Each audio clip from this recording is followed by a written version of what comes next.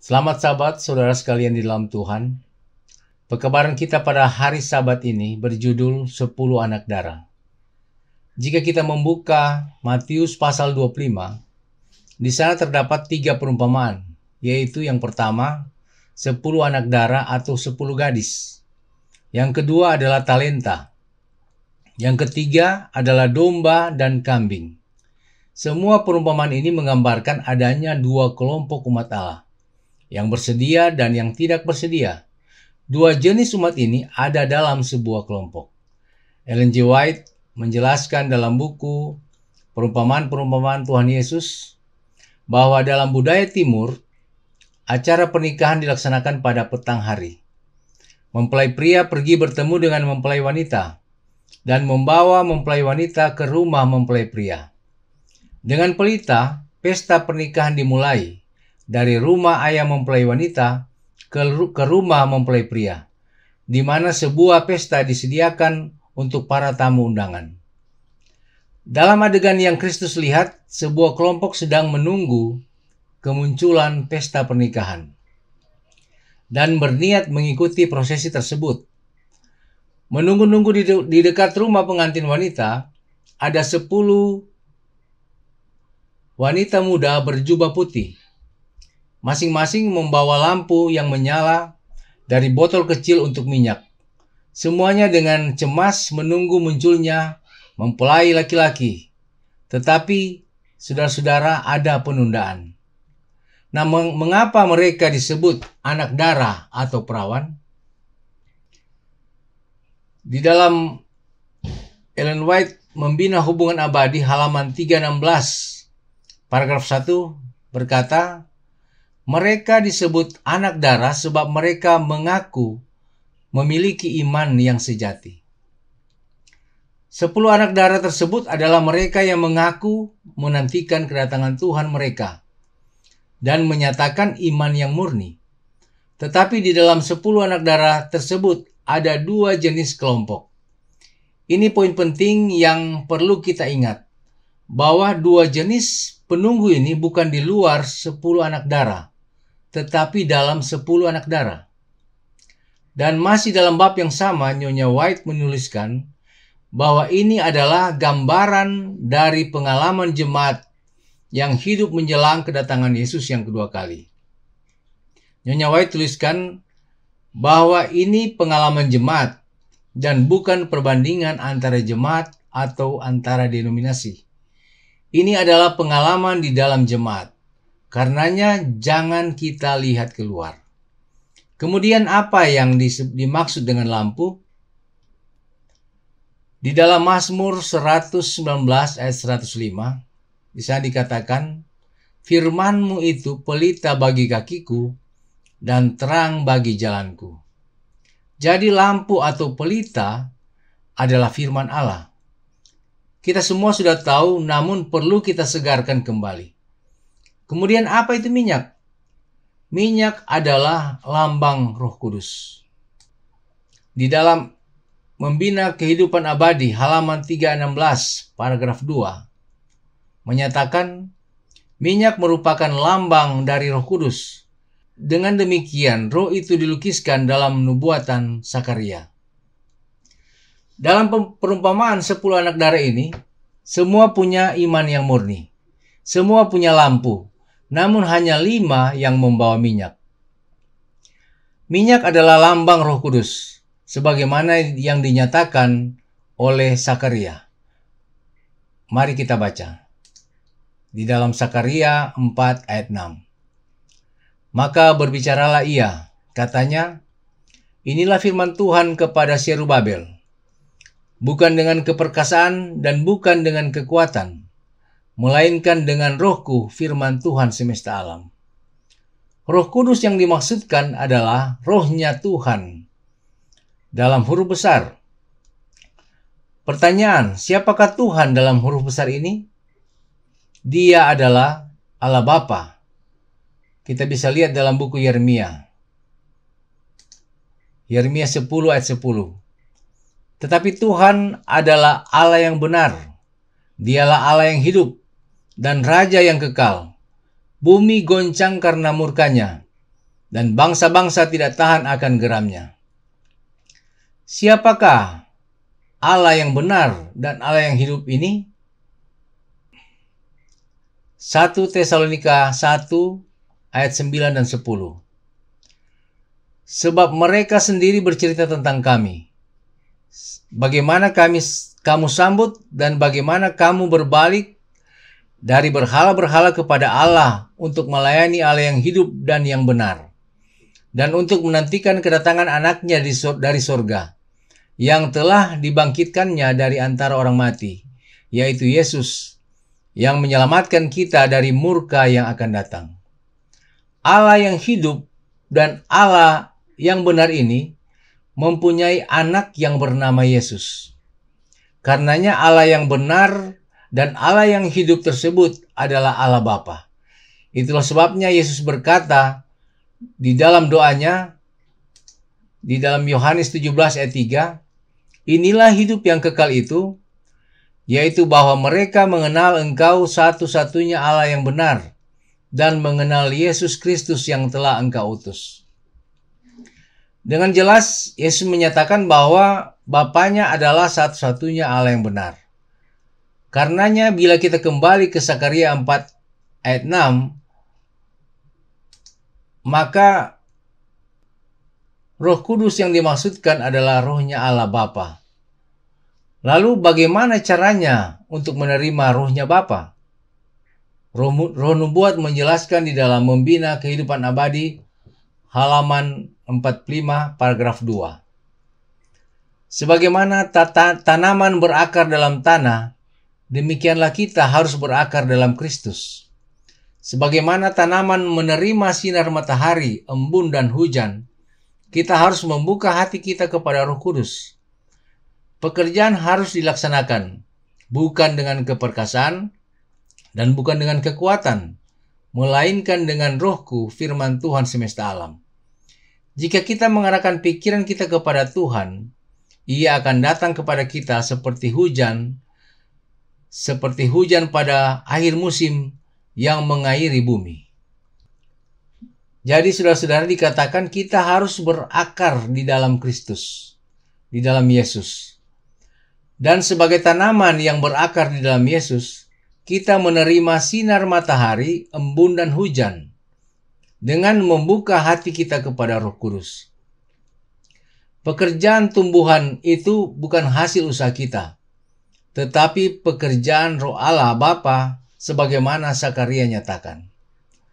Karenanya saat kita tertanam di dalam Yesus, kita menerima Roh Bapa, sebab memang hanya satu jalan kepada Bapa, yaitu Yesus Kristus, Anak Allah. Itu sebabnya masih dalam pasal yang sama, Nyonya White melanjutkan di dalam Membina Kehidupan Abadi, halaman 46, paragraf 2. Tidak akan ada pertumbuhan atau menghasilkan buah dalam kehidupan yang berpusat pada diri sendiri. Jika engkau telah menerima Kristus sebagai juru selamat pribadi, engkau harus melupakan dirimu sendiri dan berusaha untuk menolong orang lain. Bicaralah tentang kasih Kristus, ceritakan tentang kebaikannya, lakukan setiap kewajiban yang ada, pikul beban jiwa-jiwa di dalam hatimu, dan dengan segala usaha sekuat tenagamu berusaha untuk menyelamatkan orang yang tersesat. Bila engkau menerima Roh Kristus, roh dari kasih yang tidak mementingkan diri dan bekerja buat orang lain, engkau akan bertumbuh dan mengeluarkan buah. Nah, inilah makna berakar di dalam Yesus. Sebab kita tidak dapat menghasilkan buah dari diri sendiri. Kita harus terhubung dengan Yesus. Layaknya ranting harus terhubung dengan pokok anggur yang benar, agar menerima hidup dari pokok anggur, lalu kemudian mengeluarkan buah. Hidup dari pokok anggur itu adalah rohnya Yesus, atau roh Kristus, yang adalah hidup Yesus itu sendiri. Roh Nubuat menjelaskan di dalam Ellen G. White, Kisah Para Rasul, halaman 239, paragraf 2. Kristus sendiri menarik perhatian kita kepada pertumbuhan dunia sayur-sayuran sebagai suatu ilustrasi tentang peran rohnya dalam menyokong kehidupan rohani. Sari dari pokok anggur yang naik dari akar disebarkan ke cabang-cabang, menambah pertumbuhan dan mengeluarkan bunga dan buah. Dengan jelas dinyatakan oleh roh nubuat bahwa rohnya Kristus digambarkan sebagai sari pokok anggur. Sebagaimana sari atau getah pokok anggur menyebar ke setiap ranting-ranting agar ranting-ranting tersebut hidup dan berbuah. Demikianlah roh Kristus tersebar untuk memberikan kehidupan di dalam kita agar kita ranting-rantingnya mengeluarkan bunga dan buah. Itu sebabnya Yesus berkata, "Tinggallah di dalam aku dan aku di dalam kamu." Dan bila mana kita tinggal di dalam Yesus, maka dengan sendirinya Bapa tinggal di dalam kita. Yohanes mencatat doa Yesus di dalam Yohanes 17 ayat 21. Supaya mereka semua menjadi satu sama seperti Engkau, ya Bapa, di dalam aku dan aku di dalam Engkau, agar mereka juga di dalam kita, supaya dunia percaya bahwa Engkaulah yang telah mengutus aku. Nah, siapakah kita yang Yesus maksudkan? Itu adalah Bapa dan anaknya.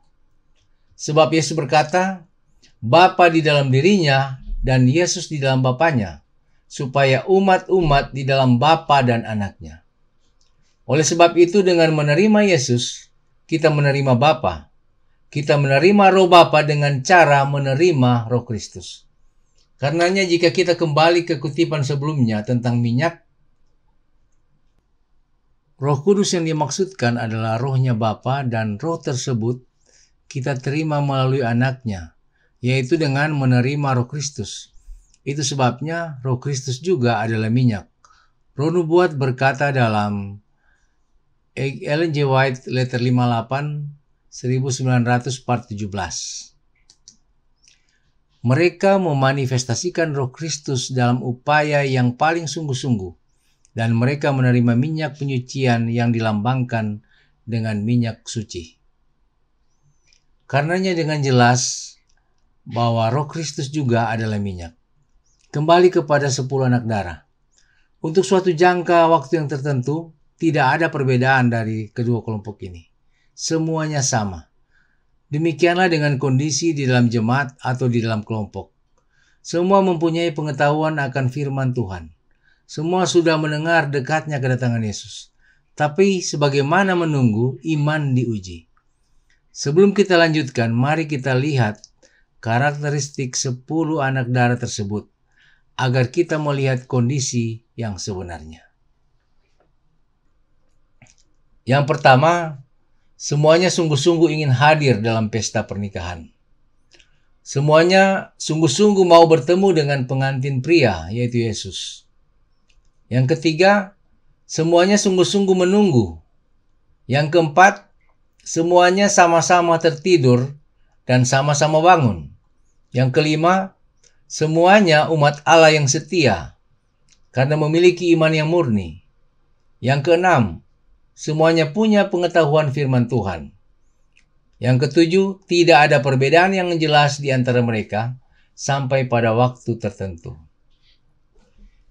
Inilah saudara-saudara karakteristik utama yang perlu kita ketahui agar jangan kita senangnya melihat keluar. Ini terjadi di dalam jemaat atau kelompok. Ini bukan untuk membandingkan diri dengan orang lain, tetapi untuk uji diri sendiri. Semua kita adalah umat Allah yang rindu masuk surga. Kita semua sungguh-sungguh mau bertemu dengan Yesus. Kita semua sama-sama menunggu dan bahkan tertidur. Kita semua mengaku punya iman yang murni. Dan kita semua sudah belajar banyak tentang kebenaran firman Tuhan. Kita semua sepertinya sama. Sampai tiba saatnya di mana rupanya ada masalah dan inilah yang membedakan. Pertanyaan, apakah itu? Mari kita baca Matius 25 ayat 6-7.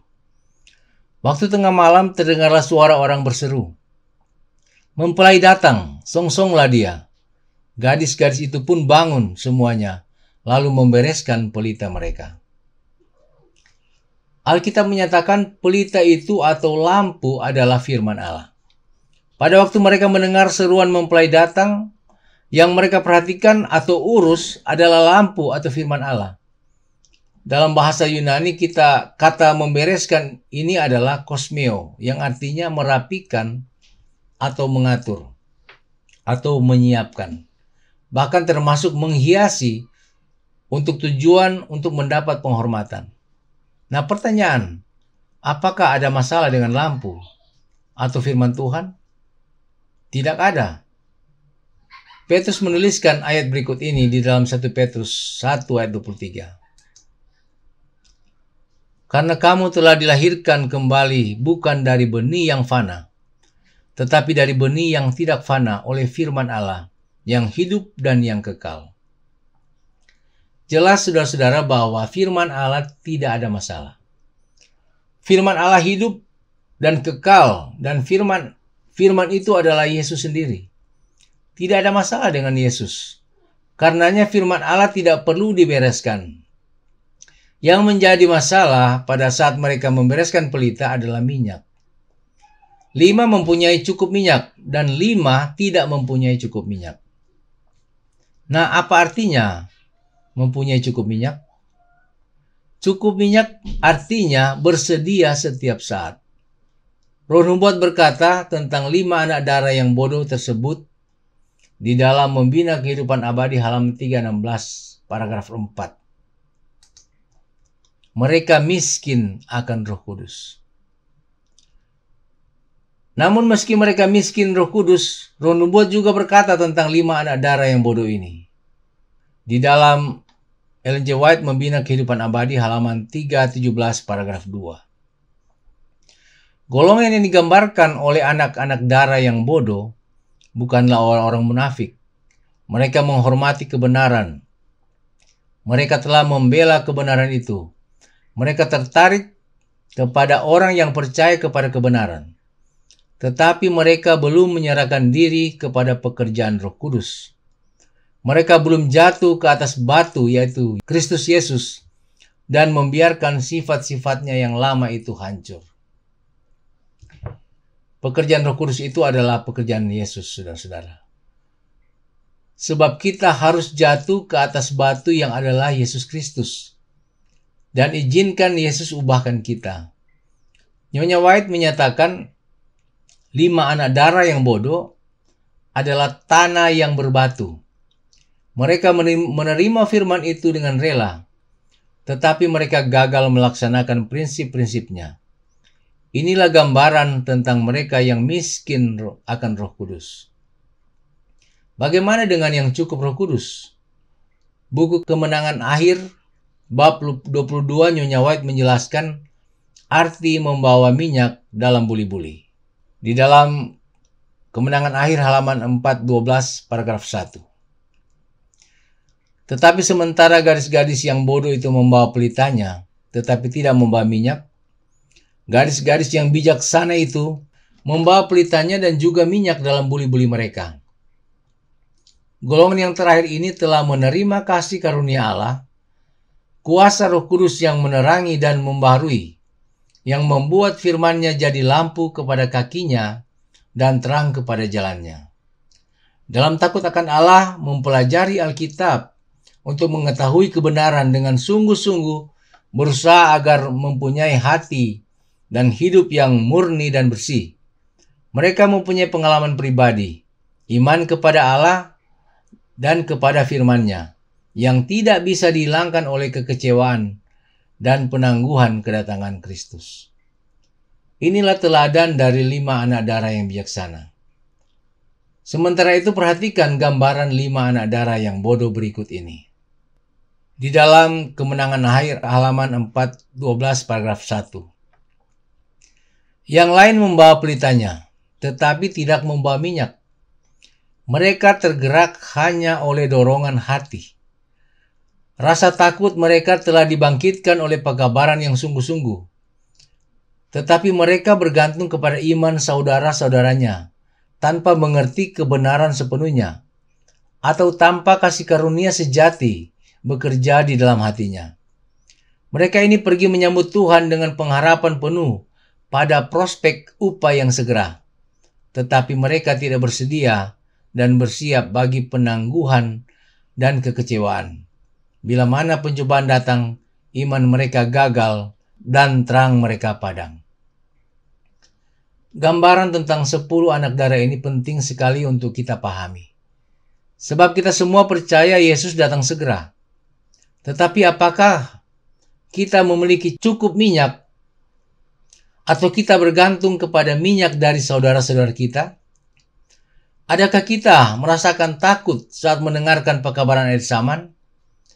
Adakah kita mengerti kebenaran dengan sepenuhnya? Apakah kasih karunia, yaitu Roh Kristus, bekerja di dalam hati kita? Jika kita renungkan semuanya ini, kita tidak perlu lihat keluar. Siapakah 5 anak darah yang bijaksana? Dan siapakah 5 anak darah yang bodoh? Roh Nubuat menekankan bahwa minyak tidak dapat dibagi. Mari kita lihat di dalam Membina Keluarga Abadi halaman 318 paragraf 1. Tetapi tabiat tidak dapat ditukar. Tidak seorang pun dapat percaya untuk orang lain. Tidak seorang pun dapat menerima roh itu bagi orang lain. Tidak seorang pun dapat memberikan kepada orang lain tabiat yang merupakan buah dari pekerjaan roh. Saudara-saudara, roh tidak dapat dibagi kepada orang lain. Kita semua harus minta untuk diri masing-masing. Jadi meski kita dan keluarga kita sudah menerima kebenaran Allah yang benar, hal itu tidaklah cukup.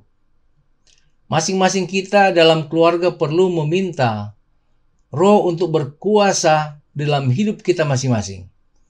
Roh yang dimiliki oleh orang tua tidak dapat dibagikan kepada anak. Anak harus minta dan percaya. Demikian juga di dalam kelompok.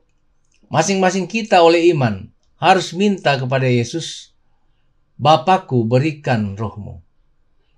Ellen White kemudian melanjutkan cerita tentang perumpamaan Tuhan Yesus bab 29 yang berkata, jam demi jam berlalu, penunggu menjadi letih dan tertidur. Pada tengah malam seruan itu terdengar, mempelai datang, songsonglah dia. Penunggu yang tertidur tiba-tiba terbangun, dan segera berdiri. Mereka melihat prosesi bergerak, cerah dengan obor dan ceria dengan musik. Mereka mendengar suara mempelai laki-laki dan suara mempelai wanita. Ke-10 gadis itu mengambil lampu mereka dan mulai merapikannya. Lalu dengan tergesa-gesa untuk pergi. Tetapi 5 telah lupa mengisi botol mereka dengan minyak. Mereka tidak mengantisipasi penundaan yang begitu lama. Dan mereka tidak bersiap untuk keadaan darurat. Dalam kesusahan mereka memohon kepada teman-teman mereka yang lebih bijak dengan berkata, berikanlah kami sedikit dari minyakmu itu, sebab pelita kami hampir padam. Tapi 5 yang menunggu dengan lampu yang baru dirapikan telah mengosongkan botol mereka. Mereka tidak memiliki minyak dan mereka menjawab, tidak, nanti tidak cukup untuk kami dan untuk kamu. Lebih baik kamu pergi ke penjual minyak dan beli di situ. Sementara mereka pergi untuk membeli, arak-arakan bergerak maju dan meninggalkan mereka. Kelima gadis bijaksana dengan lampu yang menyala bergabung dengan rombongan dan memasuki rumah dengan rangkaian pengantin dan pintunya ditutup. Ketika para perawan bodoh sampai di tempat pesta, mereka menerima penolakan yang tidak terduga. Tuan dari pesta tersebut menyatakan, aku tidak mengenal kamu. Mereka dibiarkan berdiri di luar, di jalan yang kosong dalam kegelapan malam. Kita perlu bersiap setiap saat, karena kita tidak tahu hari dan waktunya.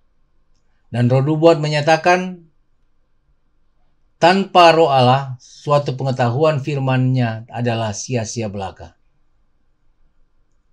Teori mengenai kebenaran yang tidak disertai oleh Roh Kudus tidak dapat membangunkan jiwa itu atau menyucikan hati. Orang bisa mengenal perintah serta janji-janji Alkitab, tetapi kecuali Roh Allah menempatkan kebenaran itu di dalam hati, tabiat itu tidak akan berubah.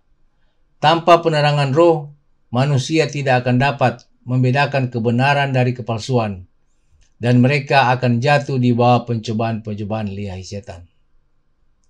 Apakah tulisan roh nubuat ini menyatakan adanya dua roh yang berbeda? Tentu tidak. Roh Kudus yang dimaksudkan adalah roh Allah tersebut. Sebab Allah adalah kudus. Karenanya rohnya adalah roh yang kudus. Dan kita menerima roh Allah, yaitu rohnya Bapa melalui anaknya, Yesus Kristus. Kemudian, minyak atau roh Allah tersebut atau roh kudus tidak dapat dibagi. Karenanya kita semua yang sudah belajar kebenaran, bahkan kebenaran yang sesungguhnya, Roh Kudus yang adalah Roh Kristus, maka Roh Kristus tersebut menghidupkan dan menguduskan kita dalam kebenaran. Ini amaran buat kita, sebab waktunya semakin singkat. Jangan kita lihat keluar, kita uji diri sendiri. Oleh karena itu, Ellen G. White membina kehidupan abadi, halaman 319 paragraf 2. Kita tidak bisa bersedia untuk bertemu Tuhan dengan terbangun ketika seruan terdengar, mempelai datang, dan kemudian mengumpulkan pelita kita yang kosong dan mengisinya. Kita tidak bisa memisahkan Kristus dari kehidupan kita di sini, lalu dilayakkan untuk persekutuannya di sorga. Dalam kutipan ini jelas bahwa yang harus berkuasa dalam hidup kita adalah Yesus. Dan itu terjadi hanya dengan menerima rohnya atau hidupnya. Kita tidak bisa terpisah dari Yesus. Kita harus tinggal di dalam Yesus. Dan Yesus di dalam kita terus menerus. Layaknya ranting terhubung dengan pokok anggur. Dan ini harus kita miliki sejak di dunia ini. Jika kita mau cocok untuk bersahabat dengan Kristus di surga nanti. Apakah kita bisa menjauhkan Kristus dari kehidupan kita? Ya bisa, yaitu dengan menerima roh yang lain, yang bukan Kristus. Doktrin Trinitas mengajarkan ada 3 oknum, Allah Bapa, Allah Anak, dan Allah Roh. Dan menurut doktrin Trinitas, Allah Roh inilah yang hidup dalam diri umat Allah. Allah Roh ini bukanlah Bapa dan bukan Kristus. Maka jika kita menerima Allah Roh tersebut, kita dengan sendirinya menjauhkan Kristus dari kehidupan kita. Sebab bukan Yesus yang tinggal dalam hidup kita, tetapi oknum lain yang bukan Yesus. Dan sesuai dengan kutipan ini, jika kita terima Allah Roh, oknum yang bukan Kristus, apakah kita cocok untuk bersahabat dengan Kristus di surga? Tentu tidak. Dan itu artinya kita tidak selamat. Kalau kita mau selamat, maka hidup Yesus harus menjadi hidup kita. Paulus berkata di dalam Kolose pasal 3 ayat 4, apabila Kristus yang adalah hidup kita menyatakan diri kelak, kamu pun akan menyatakan diri bersama Dia dalam kemuliaan. Bagaimana caranya memiliki hidup Kristus? Yaitu dengan menerima Roh Kristus. Inilah yang dialami oleh 5 gadis yang bijaksana. Nasihat bagi kita semua. Kita semua adalah 10 anak darah yang mengaku memiliki iman yang murni, yang mempunyai pelita yaitu firman Tuhan, yang rajin belajar Alkitab, yang menghargai kebenaran, yang menganjurkan kebenaran, yang tertarik kepada orang-orang yang mempercayai kebenaran. Tetapi, adakah Roh Kristus hidup dalam kehidupan kita? Ellen White berkata di dalam Membina Kehidupan Abadi, halaman 319, paragraf 3. Dalam perumpamaan ini, anak-anak darah yang bijaksana mempunyai minyak dalam buli-buli disertai pelitanya. Pelitanya menyala tanpa pudar sepanjang malam mereka menanti. Terang itu menerangi kehormatan mempelai laki-laki. Bercahaya dalam gelap, ia menerangi jalan ke rumah mempelai laki-laki ke pesta pernikahan itu. Ini pesan penting yang perlu kita pahami. Saat 10 anak darah itu tertidur semuanya, tidak semua pelita mati. Hanya pelita gadis yang bodoh yang mati. Itu sebabnya mereka minta minyak kepada yang bijaksana. Tetapi pelita gadis bijaksana tidak mati. Minyak dalam buli-buli tersebut membuat pelita itu tetap menyala. Hal ini berhubungan dengan kutipan sebelumnya yang berkata, kita tidak bisa memisahkan Kristus dari kehidupan kita di sini, lalu dilayakkan untuk persekutuannya di dalam surga. Saudara-saudara, kita tidak bisa memisahkan Kristus dari kehidupan kita di sini. Artinya, hubungan kita dengan Yesus tidak boleh terputus. Roh Kristus harus terus berada dalam hidup kita. Dalam hidup kita agar pelita tetap menyala. Ini penting sekali dipahami karena bisa saja orang berpikir, semua pelita itu sempat mati. Namun karena 5 anak darah yang bijaksana punya cadangan minyak, maka mereka bisa menyalakan kembali pelitanya masing-masing.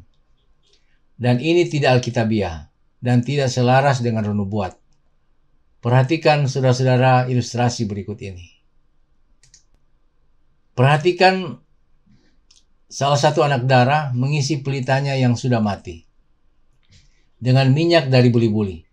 Hal ini tidak alkitabiah dan tidak selaras dengan roh nubuat. Namun dari ilustrasi ini terbukti adanya pemahaman yang salah. Karenanya penting bagi kita kabarkan yang benar agar semakin banyak yang kembali kepada kebenaran yang sejati. Jika hidup Yesus sudah gantikan hidup kita, maka hidup Yesus tersebut selalu hidup dalam hidup kita.